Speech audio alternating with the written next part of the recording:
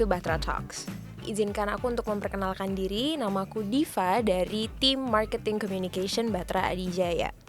Nah, hari ini aku akan membawakan tren industri, business insight, serta ide-ide terbaru untuk teman Bahtera yang tidak berhenti berinovasi nih. Jadi nonton dan dengarkan terus ya, apalagi kalau misalkan teman Bahtera ini baru masuk ke industri atau baru mau mulai bisnis, karena udah pasti insight yang kita share hari ini sangat berguna untuk teman-teman Bahtera sekalian. Nah, hari ini tuh kita sebenarnya mau ngobrolin apa sih? Semenjak pandemi awal-awal ini ya, kita notice banyak banget bermunculan brand-brand skincare atau make up lokal. Dan ini tuh juga diiringi dengan shifting dari kebiasaan masyarakat Indonesia yang awalnya sering belanja offline jadi lebih incline untuk belanja online. Nah, pertumbuhan di industri personal care and aroma itu juga dirasakan di Bahtera, di mana tercatat sekitar 18% pertumbuhan dari segi sales. Itu kan angka yang cukup besar ya. Maka dari itu aku hari ini udah mengundang bintangnya industri personal care and aroma di Bahtera Adijaya, Mas Widi dan Mas Pras nih. Halo teman Bahtera, perkenalkan saya Widiat Moko Pambudi, biasa dipanggil Widi. Responsibility saya saat ini adalah sebagai Marketing and Technical Head di PT Bahtera Adijaya. Untuk experience saya di dunia kosmetik itu udah sekitar 12 tahun. Halo teman Bahtera, perkenalkan nama saya Daniel Prasetyo, biasa orang kenal saya dengan nama Mas Pras. Jabatan saya saat ini adalah Sales Head untuk Indonesia bagian Barat. Pengalaman saya di dunia kosmetik sudah hampir 12 tahun. Kalau gitu langsung aja kali ya kita ke pertanyaan pertama nih. Mengingat angka pertumbuhan yang tadi cukup prestasi ya kalau bisa kita bilang 18% itu, bahkan itu hanya catatan dari tahun 2001 ke tahun 2022, itu cukup besar gitu. Nah, ini menurut Mas Widi dan Mas Pras, kira-kira apa sih faktor-faktor yang menyebabkan si pertumbuhan ini bahkan cuma di 1 tahun terakhir aja? Oke, kalau untuk selama pandemi ya, mungkin ada satu anomali yang kita lihat. Di dunia industri itu mungkin ada beberapa industri yang selama pandemi itu dia mengalami penurunan gitu kan. Tapi kalau untuk dunia kosmetik sendiri, terutama skincare, kayak kita tahu selama pandemi itu banyak banget brand-brand baru yang muncul gitu kan. Brand-brand lokal brand yang mulai dia cari market. Nah, itu salah satunya karena banyak orang itu udah mulai aware sama yang namanya kecantikan untuk ngerawat diri sendiri. Terutama kenapa? Karena kebanyakan orang itu sekarang banyakan WFH pada saat pandemi gitu. Jadi mereka yang tadinya mungkin budgetin untuk dekoratif karena nggak bisa make up dan nggak bisa keluar juga, akhirnya mereka investnya itu lebih ke produk-produk skincare, dimana perawatannya itu jadi lebih kelihatan gitu. Makanya jangan aneh nih kalau misalnya orang-orang nih bapak-bapak gitu kan, atau yang pacarnya tiba-tiba jadi cantik, itu salah satu faktor itu karena mereka banyak WFH. Biar cantik pas lagi video call kan, nggak bisa ketemu. Nggak hanya filter ya, online meeting biar cantik. Iya, nggak hanya filter. Jadi memang pertumbuhan itu juga didukung dari awareness orang-orang yang mulai shifting ya. Betul. Tadinya dekoratif harus bisa cover up blemishes atau acne gitu. Jadi mulai mau dari dalam dulu gitu, dari diri sendiri. Kalau menurut saya faktornya kenapa bisa tumbuh sebanyak itu, satu ya, kebutuhan tetap ada, kebutuhan untuk skincare tetap ada. Kemudian orang juga makin aware. Karena apa, investasinya semua pindah ke badan. Kita ngomong pandemi ya, semua orang pengen badannya sehat, kulitnya cantik, rambutnya mengkilau segala macam, semua orang pengen invest di situ. Makanya walaupun banyak beberapa bisnis justru turun di masa pandemi, malah bisnis skincare ini atau justru personal care ini terus naik karena memang faktornya kebutuhan. Semua orang pengen invest di situ. Jadi naiknya awareness juga mendukung naiknya kebutuhan gitu. Betul.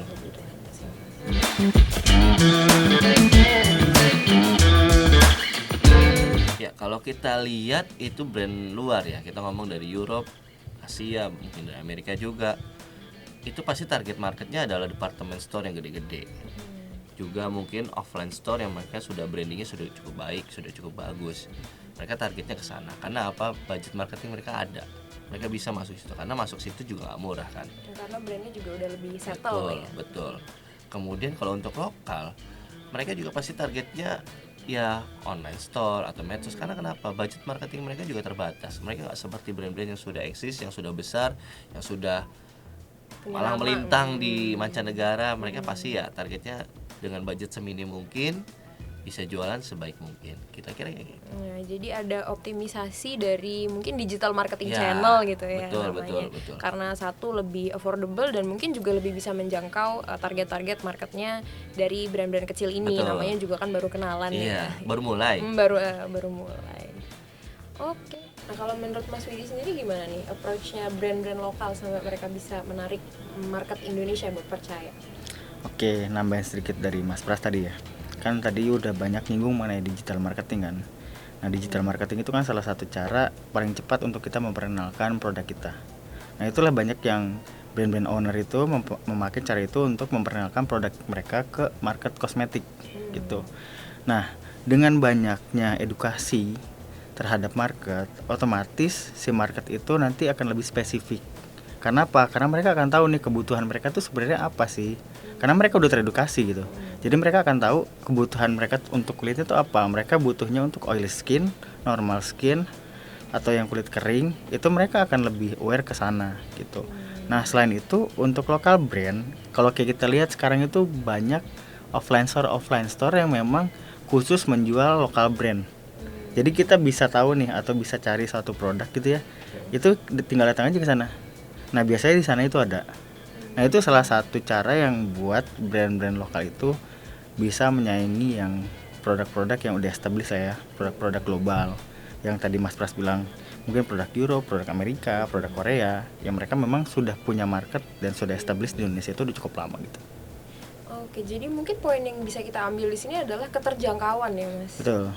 Jadi mereka dibuat lebih terjangkau dan lebih bisa reach out atau menjangkau ke market-market yang mereka inginkan. Misalkan lewat tadi digital marketing platform social media itu kan Betul. apa namanya platform yang sangat digunakan sama target-target marketnya mereka, juga offline stores yang lebih fokus ya, lebih fokus untuk produk-produk lokal. Betul. Oke.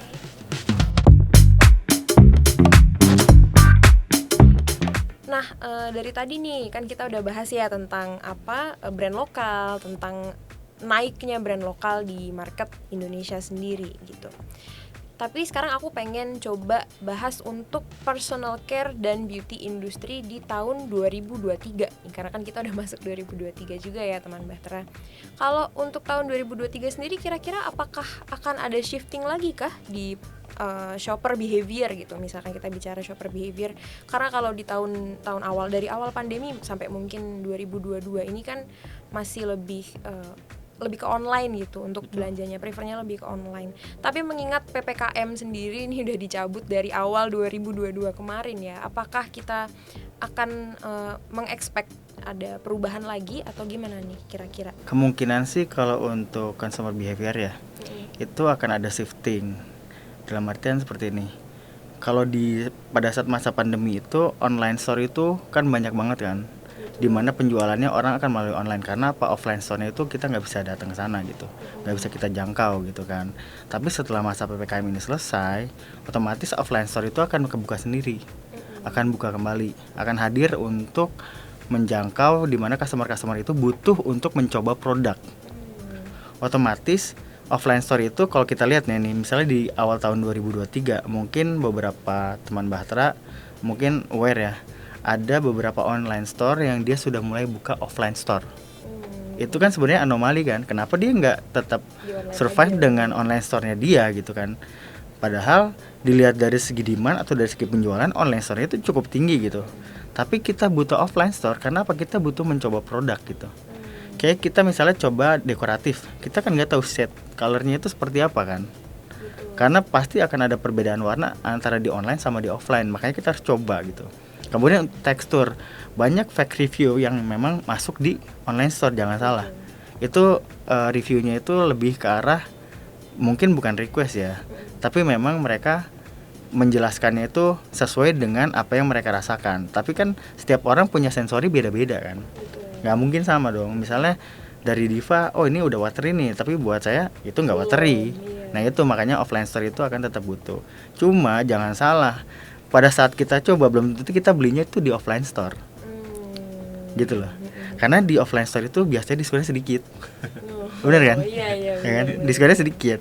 Banyak itu nanti ya udah yang pada 11, 22, 33 itu Harbolnas gitu ya. Itu orang akan ngejarnya tuh di situ untuk beli produknya ya. Karena di situ diskonnya lebih besar, kemudian dia benar-benar dapat nih produk juga, dan itu langsung dikirim ke rumah gitu. Dan banyak promo-promo kayak free ongkir itu kan juga salah satu faktor yang bikin online store jadi punya demand lebih tinggi dibandingin offline store kan. Tapi di situ bukan berarti offline store-nya itu nggak ada gitu. Karena setelah pandemi kita tetap harus butuh mencoba produk itu sendiri. Gitu. Berarti mungkin key point-nya di sini hybrid ya, jadi campuran. Bisa karena, jadi hybrid, betul hybrid. gitu. Lagi booming banget soal hybrid ya. Iya, karena kan mungkin di tahun 2022 kemarin dirasa wah dengan kita shifting ke online itu ternyata ada baiknya juga, mungkin kita nggak harus keluar dan nggak harus masukin produk ke offline store yang mungkin itu juga memakan biaya sendiri kan, nggak harus promo lagi di offline store yang itu juga biaya sendiri lagi, jadi biaya untuk promosi di offline store mungkin akan dialihkan jadinya ke promo-promo gitu. Betul. Itu juga salah satu fenomena yang kita nggak boleh lupa ya di tahun 2022 itu, wah promo terus ya dari promo tanggal-tanggal atau promo hari spesial gitu kan. Itu juga mungkin di tahun 2023 ini mungkin akan tetap dipertahankan. Akan tetap berlanjut. Itu tahun-tahun selanjutnya mungkin akan tetap berlanjut karena kan ya kalau kita lihat orang lebih gampang menggunakan gadget ya. Sekarang mau beli apapun sekarang lewat gadget gitu kan. Lebih mudah. Ya, itu jadi salah satu anomali sih gitu. Untuk customer behavior ya. Bisa aja dia cobanya di offline, belinya di online. Itu saya sangat setuju. Kenapa? Karena gini, sekarang offline market itu mereka bukan berlomba-lomba memberikan diskon yang besar, tapi berlomba-lomba mendekatkan sama marketnya. Makanya nggak heran mungkin retail mereka buka franchise baru, buka toko baru supaya apa? Supaya makin dekat dengan marketnya, supaya nggak diambil sama online. Karena kenapa? Online sudah sangat dekat. Nah, gimana caranya si offline ini juga makin dekat? Itulah perlombaannya kan di situ. Jadi tetap highlightnya di keterjangkauan ya, mereka mau membuat mereka brand-brand ini tetap available. Betul. Baik secara online maupun secara offline. Betul. Oke, nah kemudian untuk mengakomodir misalkan kan tadi kita juga udah mention tentang toko-toko yang bukanya mulai hybrid gitu. Mungkin selain itu ya, untuk mengakomodir si perubahan behavior ini, kira-kira apa aja sih yang harus dilakukan lagi oleh pelaku industri di beauty and personal care gitu? Kalau untuk itu sih yang pasti brand owner pasti akan selalu melakukan inovasi ya. Inovasi itu bisa melalui packaging, bisa dari tekstur pun bisa, termasuk hero ingredient. Kayak kita tahu kan beberapa waktu terakhir itu niacinamide itu kan lagi jadi booming banget kan. Mungkin sampai sekarang itu masih jadi salah satu hero ingredient gitu. Cuma tidak menutup kemungkinan makin kesini itu orang akan cari hero ingredient yang lain. Kemudian tekstur-tekstur kayak watery feel yang gampang menyerap ke kulit itu kan lagi banyak digemari nih sama market kan. Nah itu akan tetap sana, cuma pasti akan dicari experience yang berbeda gitu. Entah itu dari packagingnya, entah itu nanti dari komposisinya, itu yang membuat si customer itu jadi punya pengalaman baru pada saat mereka coba kosmetik gitu. Nah, dengan adanya inovasi itu sebenarnya akan membuat kondisi market itu jadi lebih kompetitif. Jadi kebutuhan customer itu akan lebih gampang tersalurkan gitu. Kita butuh apa? Oh, kita tinggal cari produknya seperti apa. Intinya sih inovasi sih. Inovasinya akan terus berlanjut. Ya mungkin dengan adanya Bahtera gitu kan, kita kan bisa support ya. Kita udah cukup lama support industri kosmetik gitu. Dengan kita sediakan konsep, formulasi, prototype, lab session, innovation day. Itu salah satu cara gimana kita mendukung inovasi dari brand-brand owner yang ada di Indonesia gitu. Jadi untuk pelaku industri jangan takut buat berinovasi karena Betul. kita pasti akan selalu ada buat bantu-bantu. Selalu akan ada. Dengan kalau untuk menurut Mas Pras sendiri gimana? Ya saya setuju sih sama Mas Widi. Inovasi itu nggak bisa luput dari perkembangan kita untuk tetap eksis di dunia ini. Inovasi yang tadi Mas Widi juga sempat singgung, baik itu dari packaging, dari tekstur, dari klaim, dari harga bahkan. Nah itu faktornya sangat mempengaruhi banget sama apa ya istilahnya perkembangan produk itu sendiri, baik dari sisi jualan maupun dari brandnya itu sendiri. Nah itu kita ngomong katakanlah inovasi di segi packaging, pasti orang lebih memilih kemasan yang lebih handy atau lebih gampang dibawa kemana, secara aplikasi lebih gampang dibawa ketimbang cuma botol dengan tutup dituang. Pasti lebih menarik yang botol dengan punya teknologi atau kelebihan khusus. Itu contoh inovasi dari segi packaging. Belum kita ngomong dari raw mat, belum kita ngomong dari harga, belum mereka ngomong dari segi sampai ke end usernya bagaimana. Baik itu mungkin dari tadi kita pernah singgung, dari online atau offline, mungkin mereka punya delivery khusus mungkin gitu. Itu termasuk inovasi. Itulah pentingnya inovasi di dunia kosmetik ini.